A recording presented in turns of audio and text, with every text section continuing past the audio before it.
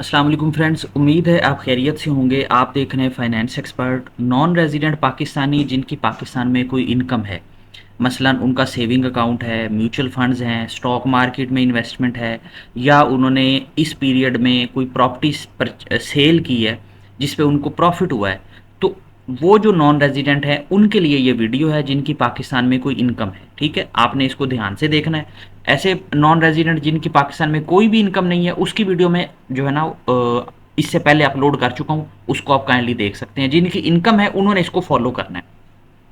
अब अगर आप फर्स्ट टाइम फाइल कर रहे हो तो आपको पता होगा कि ये लॉगिन आईडी पासवर्ड आपने पहले लेना होता है न्यू रजिस्ट्रेशन से।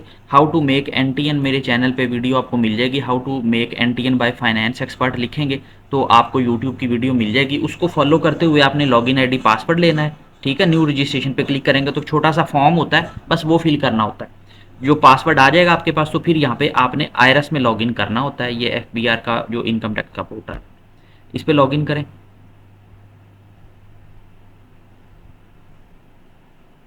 जी, आपके सामने अब ये आपका पोर्टल आ गया है।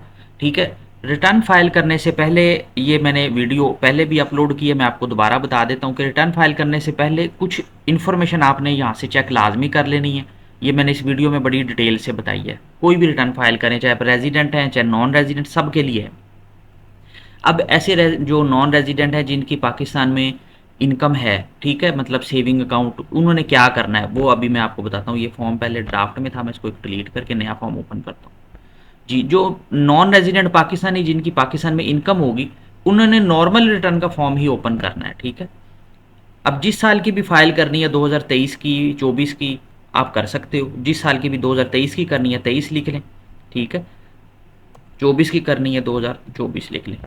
इसको यहाँ से आपने, ये पीरियड आ गया, इसको सिलेक्ट करना है और कंटिन्यू करना है। अगर आप अभी फाइलर नहीं है और आप फाइलर बनना चाहते हैं, ठीक है, तो फिर आपने 2023 की रिटर्न पहले फाइल करनी है, एटीएल चालान भरना है, फिर 2024 करनी है, तो फिर आपका स्टेटस फाइलर होगा।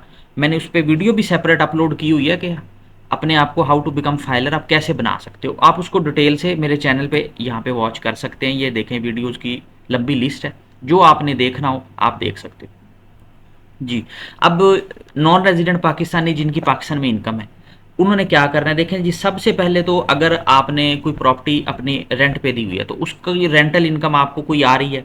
ठीक है, अगर तो रेंटल इनकम कैश पे आ रही है, मतलब आपने घर दिया हुआ है किसी को, वो कैश आपको हर महीने कैश डिपॉजिट करवा देता है या आपको कैश पे कर देता है, तो उसको ना भी शो करेंगे तो काम चल जाएगा, ऐसे किसी को नहीं पता लगता।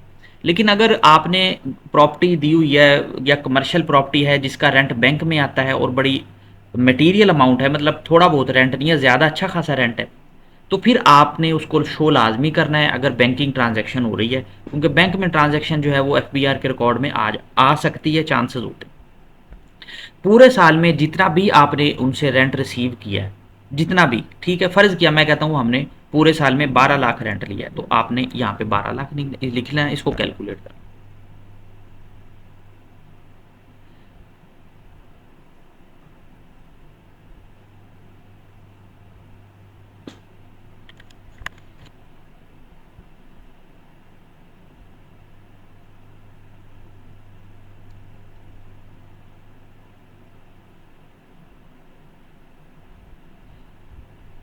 इसके ऊपर थोड़े बहुत जो एक्सपेंसेस आपको सिस्टम अलाउ करता है ना, वो कुछ तो आपको ऑटोमेटिकली उसकी एडजस्टमेंट दे देगा। मतलब 12 लाख पे पूरा वो टैक्स नहीं लगाएगा, कुछ आपको इसमें से वो जो है ना वो माइनस कर देगा चीज़ें के जो आपको जिसके ऊपर आपको टैक्स मतलब कम लगेगा, डिडक्शन उसकी अलाउ है, वो आपको बता देगा इसमें सिस्टम। ये थोड़ा सा साइट इनकी अभी स्लो चल रही है, इस वजह से ऐसे कर रहा है, वरना ये ऐसे नहीं करता।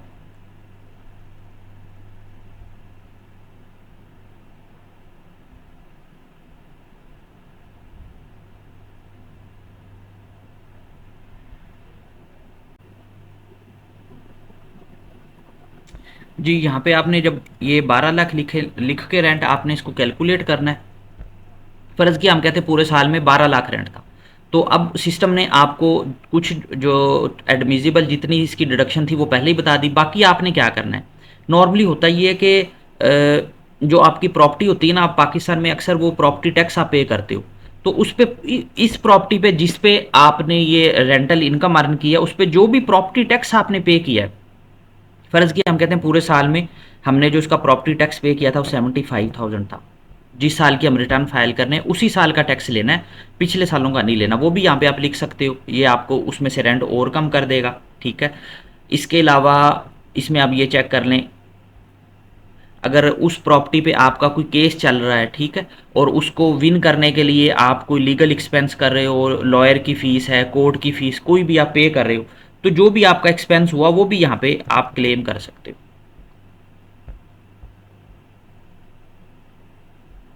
अब ये आपका जो रेंट है ना, ये ठीक है, फाइनल हो गया। अगर आपकी मतलब आपने कोई प्रॉपर्टी टैक्स नहीं पे किया और उसके अंदर आपने कुछ नहीं किया, तो फिर आप ये है कि सिर्फ रेंटल अपनी इनकम यहाँ पे डालोगे तो वो खुद ही आपको बता देगा जितनी टैक्सेबल इनकम बनती है। अगर तो आपकी रेंटल इनकम है तो फिर इसको फॉलो करें, नहीं तो उसको छोड़ दें।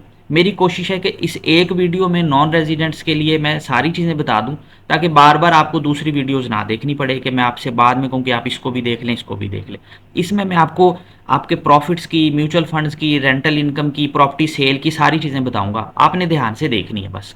आप अगर खुद करना चाहें खुद भी बड़े आराम से कर सकते हो, लेकिन अगर आपको लगे आपके पास टाइम नहीं है, आपको मुश्किल लग रहा है, तो फिर ये ऊपर मेरा नंबर आ रहा है, आप हमसे सर्विसेज ले सकते हो जी। उसके बाद हम आते हैं जी, मेन जो हमारी इनकम आती है नॉन रेजिडेंट्स की, वो आ जाती है आपकी प्रॉफिट की। कि अगर आपने आपका पाकिस्तान में सेविंग अकाउंट है तो उस पर आपको प्रॉफिट आ रहा है, तो उसकी आपने एंट्री कैसे करनी। देखिए, नॉर्मली जो आरडी अकाउंट होता है उसके ऊपर तो प्रॉफिट के ऊपर टैक्स लगता ही नहीं, ठीक है। जो आरडी अकाउंट होता है उसके ऊपर टैक्स नहीं लगता। इसके अलावा नॉर्मली जो टैक्स रेट होता है या 10% होता है या 15% होता है। जो नॉन फाइलर होते हैं उनका डबल होता है। अब आपने क्या करना है, देखें इसमें ज़रा ध्यान से नीचे देखिएगा, ये देखें डिविडेंड, ये तो डिविडेंड है, सॉरी, इसके अंदर अभी भी आ गया profit on debt under section 151। अगर आपको 10% टैक्स लगा हुआ है पूरे साल में, आपने देखा कि ये 10% की डिडक्शन हो रही है, तो आपने एंट्री इसमें करनी है। फ़र्ज़ किया मैं कहता हूँ पूरे साल में हमें जो है 4 लाख प्रॉफिट मिला है बैंक से, तो ये उसने बता दिया कि इसके ऊपर इतना टैक्स कटा है आपका, तो यही इतना ही टैक्स होगा। आपने इसको यहाँ पे दरमियान में पेस्ट कर देना और इसको कैलकुलेट कर देना, ठीक है। ये आपने वो कर दिया। अब इसके बीच में अगर आपका टैक्स कटा ही नहीं, मतलब टैक्स की डिडक्शन नहीं हुई, जैसे कि जो नॉन रेजिडेंट्स के केस में नहीं होती अक्सर आरडी अकाउंट में, उसकी एंट्री कहाँ पे करनी है वो मैं आपको बताता हूँ। यहाँ पे एक स्पेशल उसके लिए जगह बनी हुई थी, मैं वो ढूंढ रहा हूँ। एक,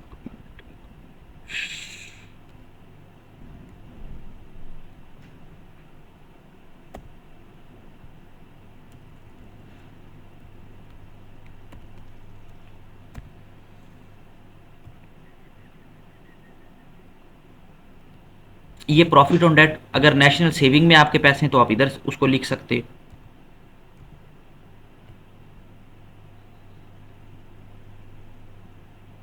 अगर आपके जो प्रॉफिट है उसके ऊपर 15% की डिडक्शन हुई है, तो वो सिंपल यहाँ पे एक जगह बनी हुई है जहाँ पे आपने अपना बैंक अकाउंट बताना है, जिस बैंक अकाउंट में भी हुई है आपकी, ठीक है। फ़र्ज़ किया आपका ये जिस यूबीएल में अकाउंट है, आपने अकाउंट नंबर बताना है। उस अकाउंट पे पूरे साल में जितना भी आपने प्रॉफिट अर्न किया वो बताना है और इसको कैलकुलेट कर लें। ये जितना आपको टैक्स बताएगा तो ये 15% के हिसाब से ही बताएगा, तो आप यहाँ पे साथ इसको 15% टैक्स इधर दरमियान में आपने लाजमी लिखना है, वरना वो आपकी लाइबिलिटी बना देगा कि आप ये टैक्स पे करें, ठीक है। इधर वो खुद ही बताएगा, इधर आपने लिखना है। इसी तरह और भी कोई अकाउंट है तो उसको भी साथ ऐड कर सकते हो आप, मतलब आपके जितने भी अकाउंट हैं उनको ऐड कर सकते हो। अगर आप कहते हो ऐड नहीं करना तो सबका लमसम करके एक में भी लिख सकते हो। यहाँ पे जस्ट एक फील्ड ऐड करें, पूरे साल का प्रॉफिट उसमें डालें, तो आप ऐसे भी लिख सकते हो। जी फ्रेंड्स, आपने अपने प्रॉफिट्स ऐड कर लिए हैं। अब अगर आपको डिविडेंड मिला है स्टॉक मार्केट में, तो डिविडेंड की एंट्री भी सिंपल यहाँ पे होगी। ये जगह बनी हुई है, आपने कुछ नहीं करना। 15% डिविडेंड जो पे नॉर्मली टैक्स होता है, ठीक है। तो आपका अगर टैक्स बाज़ दफ़ा थोड़ा बहुत कम ज़्यादा भी होता है, तो आपने जितना बस आप जो टैक्स बना हुआ है ना, आपने उसको 15% ही कंसीडर करना है। मतलब आप जो भी डिविडेंड की अमाउंट लिखे, फ़र्ज़ किया आपका 75,000 टोटल डिविडेंड था, इसको कैलकुलेट करें। जो टैक्स ये यहाँ पे बताए उसको कॉपी करें और यहाँ पे रखें, ठीक है। अगर डिविडेंड पे आप उसको सेपरेट करना चाहते हो तो कुछ डिविडेंड पे 7.5% होता है, तो 7.5% वाला जो डिविडेंड है वो यहाँ पे सारा टोटल करके लिख लें, ठीक है, 15% वाला इधर लिख लें, ऐसे भी आप कर सकते हो। अब जो आरडी अकाउंट पे प्रॉफिट मिलता है ना, उसके ऊपर टैक्स नहीं होता ठीक है। अब इस फाइनल टैक्स होना तो ये चाहिए था, वो फाइनल टैक्स में ही आता, लेकिन अब यहाँ पे फाइनल टैक्स में आरडीए के लिए उन्होंने कोई जगह नहीं दी कि कोई ऐसा प्रॉफिट जिस पे टैक्स ना कटे, वो कहाँ पे लिखना है, तो वो मुझे नजर आया एडजस्टेबल टैक्स में, वो मैं आपको बता देता हूँ। ये एडजस्टेबल टैक्स में आपने आना है, यहाँ पे देखें ये आ रहा है आपके पास एडजस्टेबल टैक्स में profit on debt to a non resident under section 152। तो अब यहाँ पे आप इसको लिख सकते हो, ठीक है, टैक्स नहीं कटेगा, लेकिन मैं आपको यही मशवरा दूंगा कि अब अगर आपका नॉन रेजिडेंट है और आरडी अकाउंट पे टैक्स नहीं कटा, तो उसको एडजस्टेबल की बजाय आप फाइनल में ही जो है ना, इसको जो है ना वो लिख लें। उसका तरीका सिंपल सा है कि ये जो आपने 10% वाला लिखा हुआ है ना, ठीक है, इसी के बीच में जमा कर लें। मतलब आप ये कहें कि जो जितना भी है जिसके ऊपर 10% की डिडक्शन हुई है किसी अकाउंट पे, किसी पे बिल्कुल नहीं हुई, ठीक है, तो वो दोनों इधर जमा कर लें आप, मतलब उनको क्लब कर लें, सम कर लें दोनों को, और जो 15% वाले हैं वो नीचे अलग आ जाएंगे, क्योंकि ये फाइनल टैक्स में ही आना चाहिए, लेकिन ये इन्होंने मतलब यहाँ पे कोई आरडीए के लिए स्पेशल जगह नहीं दी जी। उसके बाद आगे हम चलते हैं जी, एडजस्टेबल टैक्स में आप अपने कौन कौन से टैक्स क्लेम कर सकते हो जो एडवांस में आपने पे कर दिया। जैसे कि आपने अगर कोई गाड़ी ली है तो गाड़ी की रजिस्ट्रेशन पे आपने टैक्स पे किया है, तो यहाँ पे प्लस पे क्लिक करें, गाड़ी का जो भी नंबर है उसकी डिटेल लिखनी है वो लिखें आप, उसका मॉडल बताएं, इसको सबमिट करेंगे तो फील्ड ऐड होगी, जितना भी टैक्स आपने रजिस्ट्रेशन के टाइम पे किया है उसको यहाँ पे आप क्लेम कर सकते हो, ठीक है। इस तरह नीचे आए, ये देखें आप 1 बाय 1 चेक कर सकते हो, जो टैक्स आपने पे किया है वो आप क्लेम कर सकते हो। अगर घर की बिजली का मीटर जो है डोमेस्टिक मीटर वो आपके नाम पे है तो वो भी आप टैक्स क्लेम कर सकते हो। यहाँ पे प्लस पे क्लिक करें, उसका कंज्यूमर जो नंबर है वो लिखें, जिस कंपनी से भी आप ले रहे हैं वो आप लिखें, और यहाँ पे जो भी आपका टैक्स आपने देखा पूरे साल में बनता है, ठीक है, मीटर पे जो आ रहा है बिजली का बिल में, इनकम टैक्स, एडवांस टैक्स, उसको आप यहाँ पे टोटल पूरे साल का जमा करके लिख सकते हो। इसी तरह जो मोबाइल फ़ोन के आप लोड करवाते हो उस पर आपने जो टैक्स पे किया है वो आप हेल्पलाइन से सर्टिफिकेट ले लें, सर्टिफिकेट के ऊपर आ रहा होगा कि आपने इस साल कितना टैक्स पे किया है, जितनी सिम हैं आपके पास उन सब का टैक्स आप क्लेम कर सकते हो। 1 बाय 1 लिख के ऐड कर लें, सबको इकट्ठा करके कर लें तो वो आप कर सकते हो। घर में इंटरनेट लगा हुआ है आपके, उस पर टैक्स कटता है, वो भी आप पूरे साल का यहाँ पे प्लस पे क्लिक करें, उसका नंबर लिखें, ऐड कर सकते हो। ये सारे टैक्स आप देख लें जी। इसके बाद आप थोड़ा सा अगर नीचे आएंगे ना, तो ये आपको देखें एडवांस, ये आप अगर आप बाहर कोई अमाउंट भेजते हो ना डेबिट और क्रेडिट कार्ड से, तो उसके ऊपर भी टैक्स कटा होता है। ये इन्फॉर्मेशन सारी आपको मिल जाएगी जो मैंने वीडियो बनाई है कि रिटर्न फाइल करने से पहले ये इन्फॉर्मेशन लाजमी देख लें, तो वो आ रही होती है वहाँ पे इन्फॉर्मेशन। तो वो जितना टैक्स कटा है वो भी यहाँ पे आप क्लेम कर सकते हो, वो इन्फॉर्मेशन आपको मिल जाएगी, वो मैंने आपको स्टार्ट में भी वीडियो बताई थी।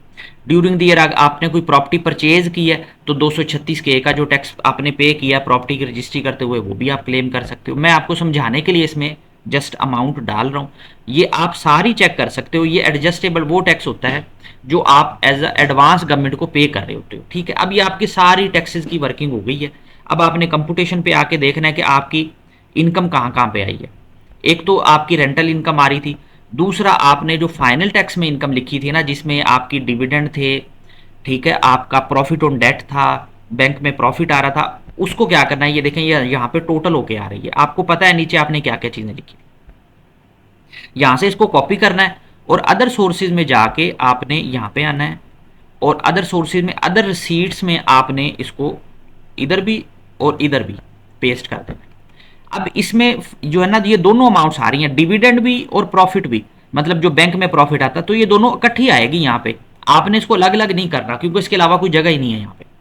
अब आप जब कंप्यूटेशन पे आके देखेंगे कि आपकी इनकम कहाँ कहाँ पे बनी है, नॉर्मल में कितनी है, फाइनल में कितनी है, तो ये देखें जो रेंटल इनकम थी ये इतनी नॉर्मल में है और ये फाइनल में, इस पर आपने ऑलरेडी टैक्स दे दिया है या जो एज पर लॉ एग्जेम्प्ट थी। तो ये नॉर्मल वाली जो है इसको यहाँ से कॉपी करें, रिकन्सिलेशन में आए और रिकन्सिलेशन में इस नॉर्मल के सामने ही आपने पेस्ट करके इसको कैलकुलेट करना है, ठीक है।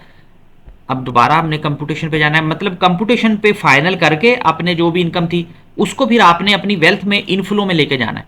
अब ये सारा क्योंकि फाइनल टैक्स का पार्ट था, जो हमने प्रॉफिट होता है, डिविडेंड होता है, वो फाइनल टैक्स में आता है, गवर्नमेंट उस पर पहली टैक्स काट लेती है, तो उसको हमने फाइनल टैक्स में लिखना है यहाँ पे, ठीक है। इसको कैलकुलेट कर दें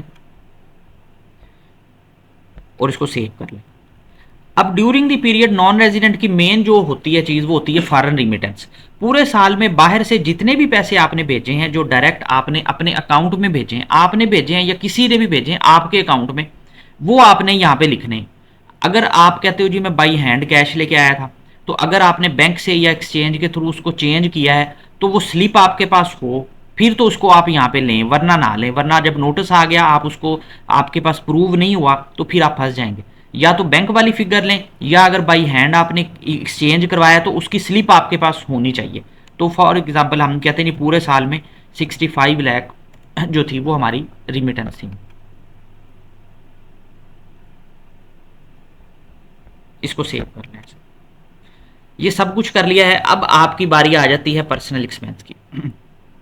पर्सनल एक्सपेंस में एक लमसम फिगर डाल दें अदर पर्सनल एक्सपेंस में। अगर आपने फॉरेन ट्रैवलिंग, पाकिस्तान आना जाना ज़्यादा हुआ है, तो एक्सपेंस थोड़े से उसके मुताबिक ज़्यादा रखें। अगर आप पाकिस्तान आए नहीं या एक आध विजिट हुआ है, तो उसके मुताबिक एक्चुअल, बेशक आपके एक्सपेंस ये जो 65 लाख आपने रिमिटेंस की सारे ही हो गए, लेकिन एक्सपेंस आपने कम ही शो करना है। लेकिन बस आपने अपनी फॉरेन ट्रैवलिंग और डेबिट और क्रेडिट कार्ड में की जो एक्सपेंस होती है उसको देखना है, उससे थोड़ा सा बढ़ा के लिखना है। तो हम कहते हैं जी हमने तकरीबन जो हमारा एक्सपेंस था वो 15 लाख हुआ। मतलब कहने का ये है कि जो पर्सनल एक्सपेंस है उसको आपने कम लिखना है, एज पर एक्चुअल नहीं लिखना। जैसे कि नॉर्मली तो यही होता है ना, जो नॉन रेजिडेंट जितने पैसे पाकिस्तान भेजते हैं वो सारा एक्सपेंस होता है, घर के खर्चे ही होते हैं। लेकिन फिर भी आपने कोशिश ये करनी है कि उसको कम लिखें और यहाँ से पैसे बचा के अपने कैश में उसको, वाइट मनी को इंक्रीज करें। कैश बढ़ाते रहेंगे तो उसका फ्यूचर में कुछ ना कुछ फ़ायदा होगा, लेकिन ये एक्सपेंस जितना मर्जी बढ़ा के लिख लें, इसका कोई फ़ायदा नहीं। अब आ जाए जी एसेट्स पे। आपने एसेट्स अपने कैसे ऐड करने, ये मैं आपको बता देता हूँ। देखिए जी, जो प्रॉपर्टी पिछले साल भी आपके पास थी, आप चाहे पहली दफ़ा, अगर आप पहली दफ़ा कर रहे हो तो ये ब्लैंक होगा, आपने ऐड करनी। अगर आप पहले भी फाइल करते रहो तो पिछले वाली प्रॉपर्टीज एज इट इज़ आएगी, जब तक आप उसको सेल नहीं कर देते आपने उसको डिलीट नहीं करना। हाँ, अगर किसी प्रॉपर्टी पे आपने कंस्ट्रक्शन की है, पिछले साल ये प्लॉट 15 लाख का था, अब इस पे आपने कंस्ट्रक्शन किया, आप कहते हो जी 5 मिलियन का हो गया, आप 5 मिलियन कर।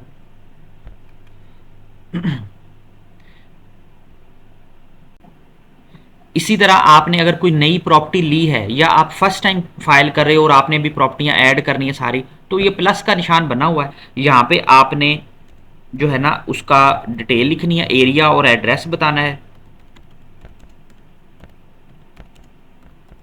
ये मैं शॉर्ट करके लिख रहा हूँ आपको समझाने के लिए। आपने जो भी प्रॉपर्टी ऐड करनी है उसका कंप्लीट एड्रेस लिखें, ठीक है, जितने की आपने ली है वो लिखें और इसको कैलकुलेट करें। इसी तरह कोई इनहेरिटेड प्रॉपर्टी इस साल आपके नाम ट्रांसफर हुई है, तो प्लस पे क्लिक करें, उसका प्रॉपर्टी का एरिया और एड्रेस लिखें, मार्केट वैल्यू क्या है वो लिखें, ठीक है। तो इनहेरिटेंस में वो प्रॉपर्टी भी यहाँ पे ऐड कर लें, ठीक है, यहाँ पे वो प्रॉपर्टी आ जाएगी मार्केट वैल्यू में। दूसरा उसका इफेक्ट आपने क्या करना है, जितनी उसकी वैल्यू यहाँ पे आपने लिखी है उसको यहाँ से कॉपी करें और रिकंसिलेशन में, ये देखें इनहेरिटेंस बनी हुई है, रिकंसिलेशन में उसको यहाँ पे भी पेस्ट कर दें, तो आपकी जो अनरिकनसाइल्ड अमाउंट है वो जीरो हो जाएगी जी। उसके बाद आप नीचे आ जाएं, आप देखें जो भी आपके बैंक अकाउंट्स हैं, ठीक है, अगर आपने पहले ऐड नहीं किए तो प्लस पे क्लिक करें, बैंक अकाउंट ऐड कर सकते हो। पिछला अकाउंट पिछले साल ऐड थे तो वो भी आ रहे होंगे, उनका 30 जून का बैलेंस आपने अपडेट करना है। जिस साल की भी रिटर्न फाइल कर रहे हो 30 जून का बैलेंस लेना है। जैसे अभी हम फाइल कर रहे हैं 2024 की, तो 30 जून 2024 का बैलेंस आएगा। अगर 2023 की होगी तो 30 जून 2023 का बैलेंस आएगा। स्टॉक मार्केट में आपने जितनी भी इन्वेस्टमेंट की हुई है वो यहाँ पे प्लस पे क्लिक करके, अगर आपने ऐड नहीं की तो कर सकते हो, लिख सकते हो। ये इन्वेस्टमेंट लिखनी है आपने, मार्केट वैल्यू नहीं लिखनी। फॉर एग्जांपल आपने इन्वेस्टमेंट की हुई है 28 लाख, अब इस वक्त उसकी मार्केट वैल्यू फॉर एग्जांपल हो गई है 35 लाख, तो आपने उसको 35 लाख नहीं करना, आपकी जो एक्चुअल इन्वेस्टमेंट आपने वही लिखनी है यहाँ पे, ठीक है। इसको नहीं आपने, मतलब या तो आपने विदड्रॉ किया है, मतलब पहले 28 थी, अब आपने कम करके 30 जून तक उसको 15 लाख कर लिया है, तो फिर 15 लाख लिखें। इसमें थोड़ी बहुत ऊपर नीचे अमाउंट हो सकती है, एक एक रुपया तो ये पता ही नहीं लगता, क्योंकि ब्रोकर के अकाउंट में पैसे चले जाते हैं तो आना जाना लगा रहता है, तो आपने इस पर ज़्यादा कंफ्यूज नहीं होना। कोई गाड़ी वगैरह आपने ली है, ठीक है, उसका टैक्स आपने वहाँ पे कर दिया, अब आपने यहाँ पे गाड़ी इसको इधर भी शो करना है, जितने की ली है आपने, ठीक है, उसकी जो वैल्यू है वो यहाँ पे लिख दें।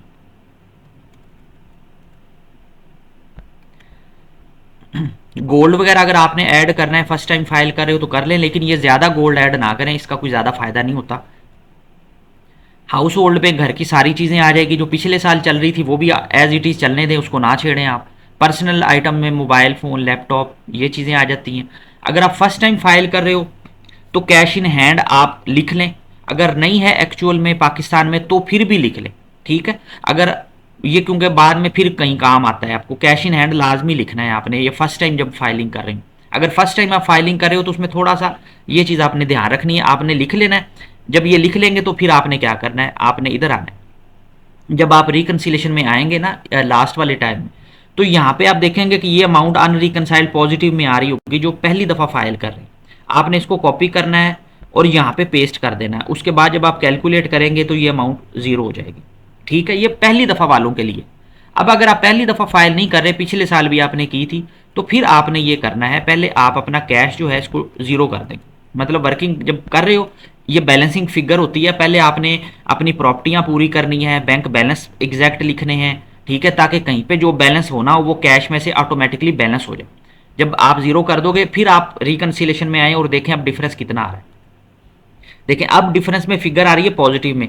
मेरी एक बात याद रखिएगा, अगर आप फर्स्ट टाइम फाइल नहीं कर रहे, दूसरी और तीसरी दफ़ा फाइल कर रहे हो, तो ये अनरिकनसाइल्ड अमाउंट पॉजिटिव में नहीं आनी चाहिए, ये नेगेटिव में आनी चाहिए। ये सिर्फ पहली दफ़ा पॉजिटिव में आती है, ठीक है, और वो ऊपर पेस्ट हो जाती है।